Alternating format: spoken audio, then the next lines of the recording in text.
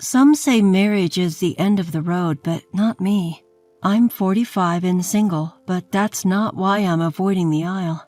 Life is fulfilling enough on my own, and I don't pine for a boyfriend. Still, at my brother's wedding, I did catch myself feeling envious of their happiness. His bride was rather charming too, but the woman I thought was amazing turned out to be a whole different kind of crazy. My name is Emmy, 45 years old. I'm a single woman living alone. I may have given up on marriage, but not on life itself. Work is going well. I have a solid circle of friends, and life is good, all things considered. One day, a married friend asked, "What's your plan for old age?" I've saved up quite a bit, so I'm planning to hire some help and retire on a sunny island, I said with a smile. You would, my friend replied, laughing. I've paid off my house, and I've been reevaluating things like insurance to prepare for my future. For now, I've got no worries. I have my mother and an older brother, Aiden, in my life. Dad passed away 5 years ago, but Mom is still going strong at 70. Aiden is happily married. They had their first child 5 years ago and welcomed their second last autumn. Both are boys.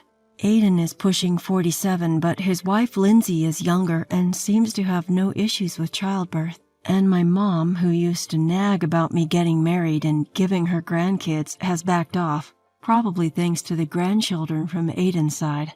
I guess she's just given up on me. Sorry, but I've chosen a career-focused life. I'd appreciate it if you'd just spoil my nieces and nephews. Mom and Aiden seem so happy. As for me, I'm living the dream on an island down south. Life is great, except for one little problem. Lindsay, my sister-in-law. Lindsay is 12 years younger than Aiden and 10 years younger than me. Despite that, her attitude towards me is downright unbelievable. It all began 3 years ago. When my brother and his wife had their first child, I gave them a baby gift. Instead of saying thank you, Lindsay had the audacity to say this. Think giving us a gift will set you up for the future, Emmy? What? What are you talking about? Confused, I replied. She snorted and continued. Don't play dumb. You're hoping to rely on our kid in the future, aren't you? Huh, no thanks. What? I was just puzzled. What was she getting at? Just to be clear, I didn't have this kid to take care of you in your old age, so don't expect anything. Right. All I did was give a baby gift, right? I didn't say anything like that. What was she going on about? Frustrated, I mentioned it to Aiden. He called Lindsay for a discussion. Lindsay, Emmy just gave us a baby gift, okay? I'd understand if you were thankful, but why did you lash out at her? She blushed with anger and retorted. Emmy wants to rely on our child for her future. She's just trying to save money on caregivers. No. I simply gave a baby gift because Aiden had a cute child. Aiden was livid. Enough. Emmy never said any of that. She just gave us a baby gift because she's happy for us. That's it. So you're taking her side because she's your sister? That's not fair. She glared at me. I got yelled at because of you, Emmy. How are you going to make it right? You owe me. What? Suddenly accused, I can't help but turn serious. I was planning to keep quiet, but being misunderstood like this will just cause more problems. Listen, Lindsay, just like Aiden said, I only gave the baby gift to celebrate. No ulterior motives. Don't lie. I have good instincts. Whatever you think, it's not true. I'm planning to live alone in a distant place when I'm older. I'll be fine. You'll say that now, but you'll manipulate our kid to take care of you later. I've no plans to rely on my nephew. Lindsay kept ranting like a mad dog. She was beyond reasoning. I decided I wanted nothing to do with her. However, a few days later, Lindsay called to apologize. It seemed both Aiden and her parents had scolded her, and she was behaving meekly. I'm truly sorry for what happened, Emmy. Maybe it's just postpartum stress. I can't speak from experience about childbirth, but it seems that some women may view everyone around them as a threat right after giving birth. Is it some kind of innate parental defensive mechanism? They can often overreact, causing inconvenience to those around them. I told her, it's okay. You must be tired too. Just be careful from now on, and chose to forgive her on the spot. I only meet up with my brother's family during New Year's holidays or special events at our parents' house, but keeping good relations doesn't hurt. After that, I gave gifts to my nephew on his birthday and Christmas. Despite maintaining this relationship, when Lindsay had her second child last fall and I gave her another baby gift, she snapped at me again. This time she said, "Emmy, don't you think now there are two people for you to take care of? You're not considering adopting one, are you?" "What do you mean?" "Don't ever think such nonsense. Both are my precious children and I will never give them to you." "No, I wasn't thinking that. Don't think giving a gift gives you any control. I will never give my children to you," she screamed at me. This was a replay of that stressful experience and it gave me a headache.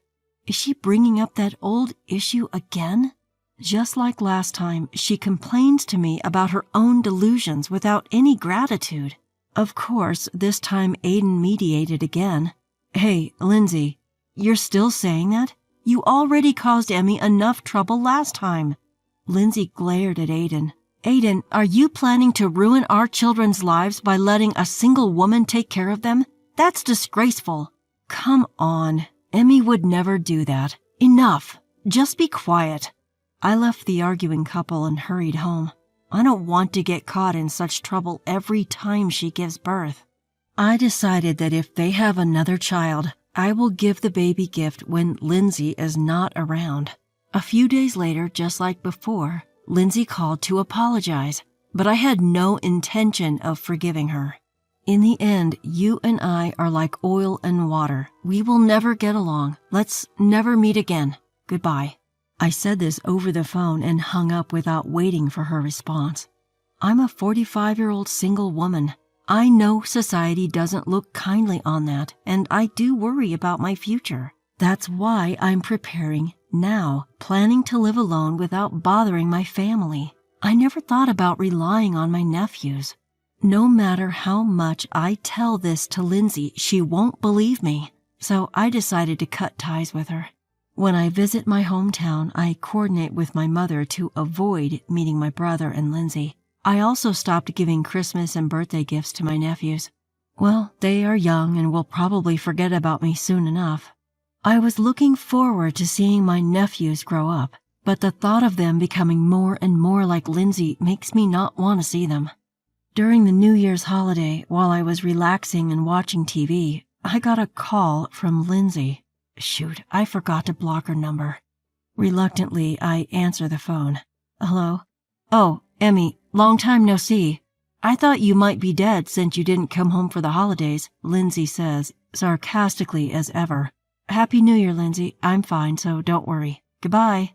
I was really annoyed that she picked a fight right at the start of the year, so I hung up, not wanting to deal with her any longer. But as I was trying to block her number, she calls again. "You hang up on me? Really, Emmy, you're so impatient. That's probably why you're not married." None of her business. "I just want to relax and watch TV. I'm busy, so I'm hanging up," I reply, brushing her off. "Why are you being so cold? I married your brother, you know. I'm family. You should treat family with respect," she says, suddenly sounding righteous. "What are you talking about?" Ignoring me, Lindsay starts spouting nonsense. "You know what family relationships mean, right? Especially at your age. You should understand their importance." Huh? What is she even trying to say? I thought about hanging up, but I hold back, thinking she might just show up at my house. "So what do you want?" "You're my children's only aunt, Emmy. You have responsibilities."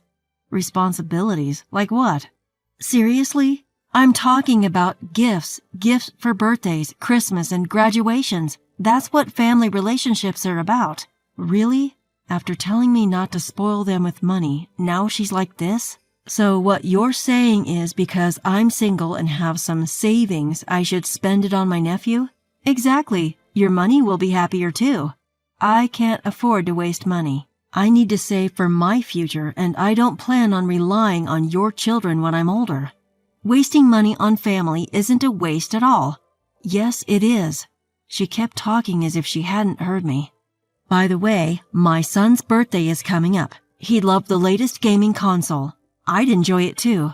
I've told you I can't waste money. But money spent on a cute nephew isn't a waste. What's the point of saving for old age? You're likely to die alone before that. Can anyone this unreasonable really exist? Why did my brother Aiden marry her?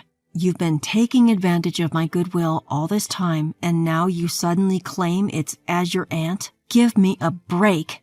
Finally, I snapped. I can't hold it in anymore. Even though I'm already livid, an idea crossed my mind. So you really want a free gift, huh? Fine, you can have one, I said coolly. You really are the best aunt ever, Emmy. She eagerly sang my praises.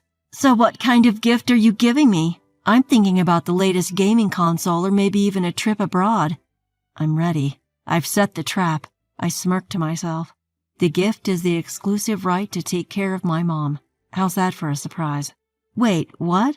Her voice goes rigid. Ignoring her surprise, I continue. You know, my mom hasn't been doing well lately. She needs help, and I was supposed to do it. But I thought, hey, you can do it, and your kids get to spend quality time with their grandmother. What more could you want?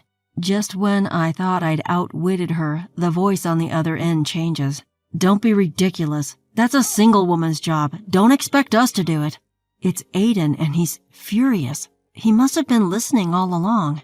I hadn't been in touch with Aiden for a while, trying to cut ties with Lindsay.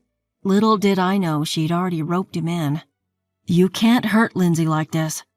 I panic at Aiden's sudden outburst. Sadly, Aiden has now become an adversary. I have no other choice. Then it's done. I'm cutting ties with you too, Aiden.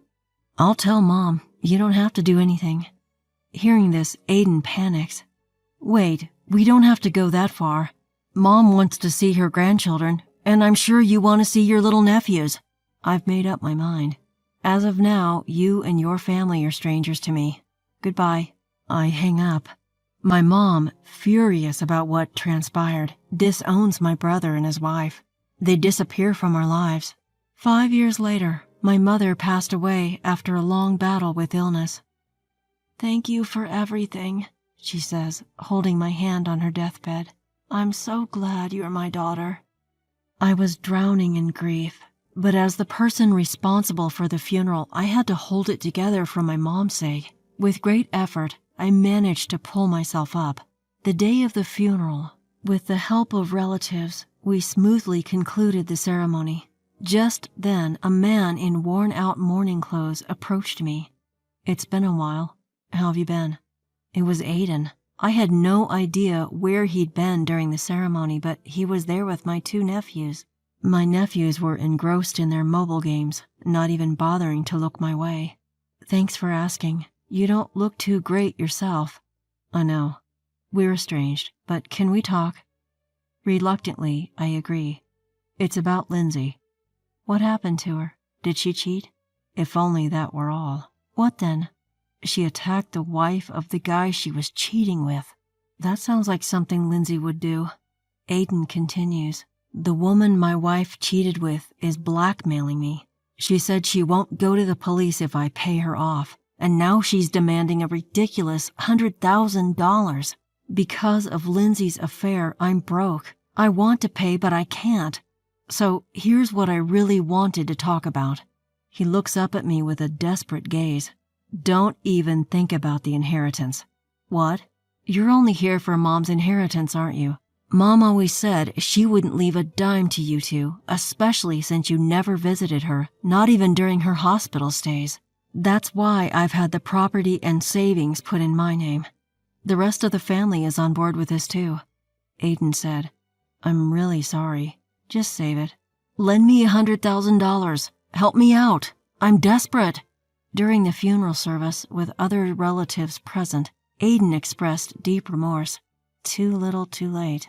All because you chose to listen to Lindsay over me and our parents. It's too late, I told Aiden and left the room. I have no grudges against my playful nephews and nieces, though. 3 years have passed since then. I haven't seen my brother and his wife. I heard from a relative that Aiden blamed Lindsay for her infidelity and ran off, leaving her to deal with the kids and the damages. She's supposedly working part-time at supermarkets and grocery stores from morning to night. After leaving the kids at her parents' home, my own brother, mistreated by Lindsay, cheated on, and then abandoned. He got what was coming to him. He left me with no choice but to turn my back.